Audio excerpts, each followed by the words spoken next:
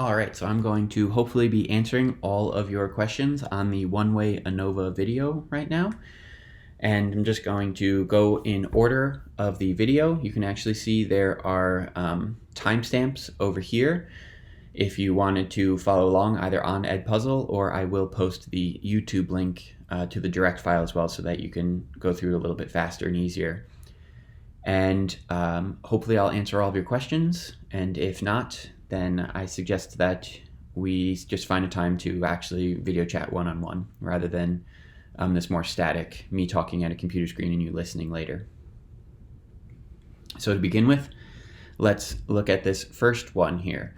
So we had any questions on doing these in SPSS, and so we had a couple ones here. So I struggle with the t-test on the exam. Any videos to watch on that would be helpful. Can you do a lesson to review computing a new variable, a new value or variable in SPSS? I will definitely be making videos on both the t-test and doing all of the other SPSS stuff as well. I just have not found the time to sit down and actually record those and edit them and post them. But I am definitely still planning on doing that at some point. So stay tuned.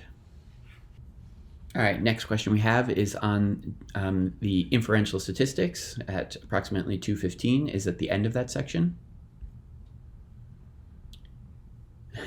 This makes sense when I'm able to refer back to notes or book.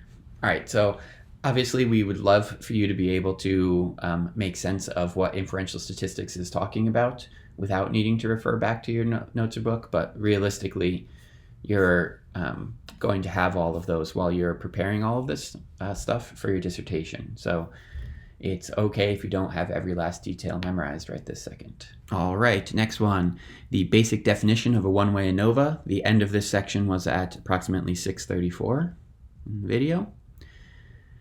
We have it always has only one dependent variable, right, and is the only difference that you need to use an ANOVA for more than 2 levels. And yes on both of those accounts. So the one-way ANOVA can only handle one dependent variable, and the main difference between an ANOVA and a t-test is that an ANOVA can handle 2 or more levels, whereas a t-test can only handle a comparison of 2 levels of the independent variable. Next, we have 2 questions on the within subjects ANOVA, which ended at around 7:48. I don't quite get it, but I think it's because I need to see a real example I'll rewatch, or not yet. I sort of get it. We'll need to try and rewatch. All right, so we're not a huge fan of the within subjects ANOVA, and luckily for you, that is the one that we skipped because we don't really need to know it, because you would basically learn this if you needed to for your dissertation. So the within subjects ANOVA is used when you have an independent variable where the levels are related to each other, okay? So the primary one is over time.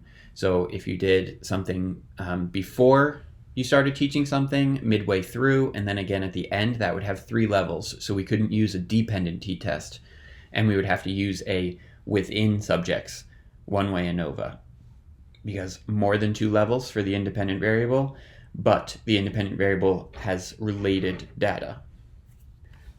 All right, next one is questions on the effect size that we're going to calculate in the actual example. This section ended at 10:41. So to be clear, these numbers vary for what qualifies as significance based on text. That's why the other numbers I have in my notes are different. So I think there's actually 2 things that I need to maybe answer here. So first is I'll answer exactly what you've written there, which is based on text. So yes, depending on which researcher and which textbook you're using, the significances for small, medium, and large might be different. So I would recommend that you use the Hinkle book rather than Yaki, because Marcy likes the Hinkle book, and that's also kind of like, that's the standard. That's the gold standard in educational research. So that's probably the one you'll use. But in addition to different researchers / textbooks having different numbers, different tests have different numbers. So if you're running a t-test versus you're running an ANOVA, the effect sizes and the small, medium, or high levels that they come with, those could be completely different numbers depending on the test. So to summarize, the textbook might have different numbers if you look at different ones, and the tests might have different numbers if you look at different tests. All right, next question is on step 2 of the research question, which ended at 1519. All right, should it read, is there a statistically significant difference between the word recall for learning strategies? So I had, is there a statistically significant difference between the word count for different learning strategies, strategies A, B, and C? And I think both are worded perfectly fine. This one works versus the way I did it. I actually kind of like yours better, so maybe that's the way we do it. When it comes to research questions, which you're going to learn about more in other classes in the future, you basically will spend a long time getting the wording of it exactly right when you're doing your pre-dissertation, getting your proposal ready. So it is good to start asking these types of questions of clarifying, does this research question sound better worded this way versus this other way? So good question. All right, next we have step 4, which is around 1537 in the video. Can it be recall word count? Yes, it can. I believe I just called it word count. Recall word count, again, that's probably more accurate, so that's probably a better way to go. Questions on step 8, independence, which is around 1646 in the video. For now, this is always the same, right? That students were not part of other groups. Yes. So every example that I'm giving you, this is happening. I've made sure of it by design that all of the groups are always meeting independence. We would not be able to run any of these tests if you failed this. What you would basically have to do is throw this person out of your research study and not use them if there was a single person who was in multiple groups. So this is something I actually had to think about with my dissertation. I was studying 3 different classes, but within those classes there were students who were actually taking both, like 2 of the 3 different classes I was studying. So I had to come up with a way to word my groupings so that they could still be independent of each other. So ultimately I ended up doing this mixed reality simulation exposure group. So I didn't group them by their class, I grouped them by how much time they had spent in the mixed reality simulator at the end of my study. So if someone was in one class, they would have 30 minutes. If they were in 2 classes, then they would have ended with 60 minutes total. And that way it didn't matter if they were in multiple classes, they were getting the total exposure the same level as everyone else in their group. So yes, for now, we have to have independence or this does not work. Step 8, the normality in running descriptive statistics, which is around 1816. Okay, does range for acceptable normal skewness? I'm not actually sure what the does part of this is talking about. The range for acceptable has to be between -1 and +1, although there are some books that will give you different values and will allow you to do -2 to 2. And you basically just hope that that does not occur while you're doing your dissertation. But if it does, then you and your dissertation advisor and Marcy will basically figure out how to handle that if it comes up. Okay, so I'm assuming that's what you were asking for, was about the acceptable skewness, but I'm not positive. So if I didn't answer your question, feel free to send me an email and I will try again. Step 8 again with the homogeneity, ending around 1918. Not a question, but a comment. I didn't understand how to write the F2,27, etc., but then noticed it was in the comments of the actual PowerPoint on Blackboard. Yes, I think in the video I just talked this part through and didn't write it out, but here is it officially written out. So I have F parentheses 2,27, which is coming from this degrees freedom 1, degrees freedom 2. You do not need to know what degrees freedom stand for. They're basically just a way that we can measure different variations of this F statistic here. All right, questions on reading and understanding the homogeneity SPSS output, which ends around 2121. I'm a little confused. In the PowerPoint Step 8 homogeneity, you included that the null hypothesis is not rejected, but there is a difference since 0.98 is greater than 0.05, but in step 11, you included that it is rejected. I think that I am missing something. All right, so this is a great question, actually.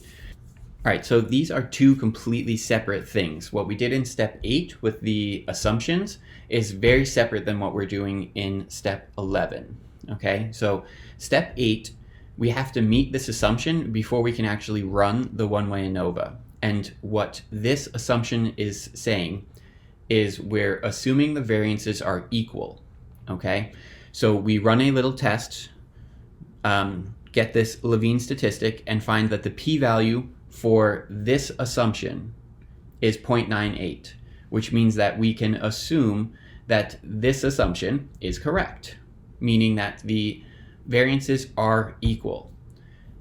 Now, in step 11, we're talking about the actual hypothesis test that we're running here, which is on whether there's a difference between word recall, and the different learning strategies.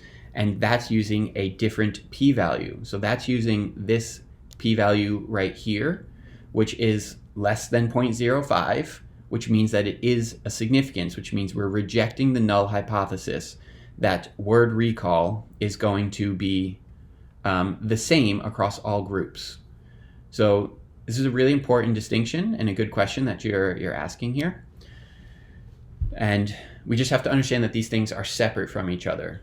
So in step 8 for the assumptions, we never ever want these to be significant. If the test for the homogeneity of variances is significant, we're done and we can't use the test. In step 9, 10, and 11, that's what we're testing for, is whether there's significance here in the actual thing that we're studying, not the assumption of the test that we're using. I hope that that difference is clear. I've probably re-recorded this section about 5 times now to try to get it right in the way I'm explaining it. So I'm hoping you understand that what I'm trying to get across here. Different tests. Step 8, homogeneity of variances, testing whether they're equal variances that allow us to run this test. And then this p-value that we're using for step 11 is the one that the test spits out as an answer for us to our original null hypothesis. All right, next question is on reading understanding the Anova SPSS output, which is on or about 2155. Can you explain the F score further? I'm not actually sure what you're looking for me to explain about it. I'm not going to get into details about what the F score is or where it comes from because you honestly don't need to know. But I will just explain how I'm pulling all that information from the chart, which is what I think you might be asking here. So here I have a chart, and I've highlighted the main boxes that we care about.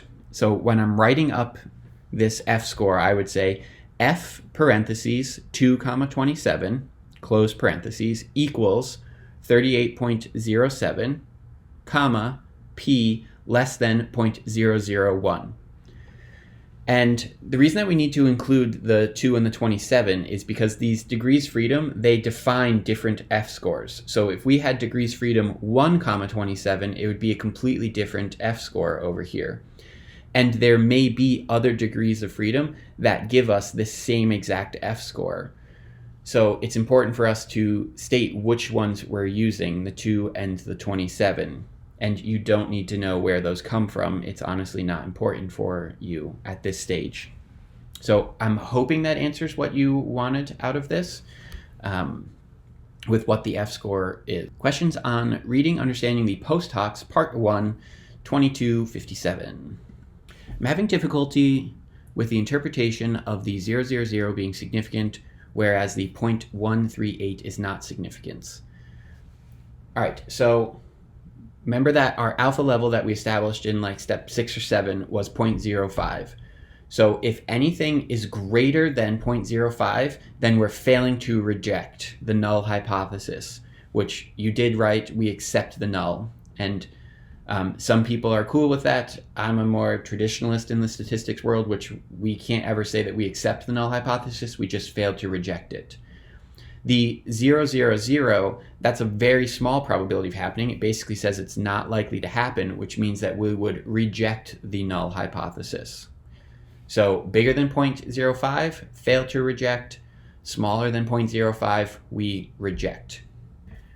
All right, and how do we know that they are significant to one another? What does the 0.00 mean? What are we looking for to see in this screen? So I'm at the postdocs and I'm looking right here on this table, and this is comparing A to B and A to C. So I'm just going to start with this top row, A to B, and that is a significance level of 0.138. So that's greater than 0.05, so we fail to reject. Now when I compare A to C, it gave us a p-value of 0.000, which we would write as p is less than 0.001, because we'll never say p equals 0, because it's unlikely that the probability actually does equal 0. It's just very small. So this is significance. You can see they also gave us a little star over here to tell us that it's significance. And if I continue exploring these ones, so now I'll explore these two right here. This is strategy B versus A. Well, we've already done that one. That was up here. A versus B is the same as B versus A, and their p-values, 138, are the same. B versus C, we have not done that yet. Gave us a little star saying it's significant, and it's very significant. So p is less than 0.001. And we really don't need to look at this bottom row because we've now already compared A versus C and B versus C up here. It's just giving us another summary of what they are. So I hope that you understand what I was looking at now when I was trying to figure out the significance, and we just remember bigger than 0.05, we're failing to reject. Smaller than 0.05, we reject. Nobody wants a small p-value. Questions on reading, understanding the postdocs part 2. We did not like this one, lots of questions. It is around 2341 in the original video. What does the 1.000 in the first column for significance mean? So there's only one thing in the first column, which is strategy C, and what this significance is saying with a 1.00, so that's a p-value of 100% basically, is that strategy C is 100% equal to strategy C, aka it's equal to itself. If we look over here at column 2, okay, this is saying that strategies A and B are similar to each other, meaning that they're not statistically significantly different, and their p-value is 0.138, which is that same p-value from part 1 when we were comparing it. When we looked at A versus B and B versus A, the p-value was 0.138. So that's just saying that A and B are not different from each other, and that C is not different from itself. On the word count chart, if they had all been statistically different from one another, would there have been 3 columns listed? Yes, 100%. 3 columns would be listed, and then all of the columns would have a 1 down here under the significance, meaning that within that column, there's no difference between them. So it would have a 1, a 2, and a 3, and these numbers would all be in separate columns if they were all different from each other. I hope that you rewatched it and that it's a little less confusing. Can you explain the 0.138 in comparison to the 0.00 in the chart above? I'm hoping that I've already done that when I explained part 1. If you're talking about what this is talking about in chart 2 and how it compares to chart 1, that's part of why I don't really like using this chart, and I'll just use the other one rather than this one, because it doesn't actually tell us the p-values between A and B versus C. That's why I prefer to use this chart, because it actually tells us the p-values for the actual comparisons. So A versus B, A versus C tells us the p-values, and B versus C, it tells us the p-value. Whereas the smaller chart does not tell us the significant p-values. It only shows us this one right here, which is A versus B, and then C versus itself. And they don't even bother putting C versus itself in this chart because C versus itself is going to be 100% the same. So its p-value would always be 1. All right, questions on step 10, right up for part 1. It ends around 25-23. Also didn't like this one. Nice and lots of questions here. Did you write p less than 0.001, because even though the output data states p is equal to 0.000, we can never have that absolute zero value. 100% correct. Whenever SPSS spits out 0.000, we're always going to write p is less than 0.001. And I'm hoping we're okay with where that number is coming from. So in the chart, that is coming from this significance value right here. So when I'm doing A versus C, I'm writing P is less than 0.001. And when I do B versus C, P is less than 0.001. And hopefully I've answered the other two questions now as well while I was doing this. All right, questions on step 10, write up part 2, which was around 2718. All right, so I'm going to answer both of these questions, but basically they were talking about why I didn't include a p-value for C when I was doing the write-up, and then also maybe why I said why they were higher or not. All right, so this is the section that we are talking about right here that I've highlighted. So the reason I was able to say that they were higher is because I looked at their means. Mean for A was 8.9 and the mean for B was 10, as compared to the mean for C, which was 4.7. So that's how I knew to put the word higher there instead of lower. And the reason that I included a p-value for A and B, but then didn't write one for C, is because I actually did a shortcut. So rather than writing two separate sentences, one that compares A versus C, which has a p-value less than 0.001, and then a separate sentence that compares B versus C, where its p-value is 0.001, I combined them and I said that both A and B as compared to C are higher. And so I only need to include the p-values once when I'm comparing A to C and once when I'm comparing B to C. If this is very confusing to you, then I would suggest that you write these just as two separate sentences. So you would basically say strategy A has a significant higher word count than strategy C, and then in another sentence, strategy B had a significant higher word count than strategy C. I was just doing a shorthand, combining it into one sentence so that I didn't have to write it twice. All right. Questions on step 11, reject or fail to reject, ending around 2806. No questions, just FYI, typo questions. Yes, I typed too fast, it didn't have spell check, and once the video is pushed out, I can't edit it anymore to change that. So, spelling, it's not my strong suit. I'll stick to math. Questions on the homework. Whoops, probably should have checked this one earlier. 2917. Are we to assume that the higher numbers in the dataset correspond to better SPS? Is it a score out of a certain total, or is that irrelevant? Honestly, I have zero clue because I don't know anything about the science process skills.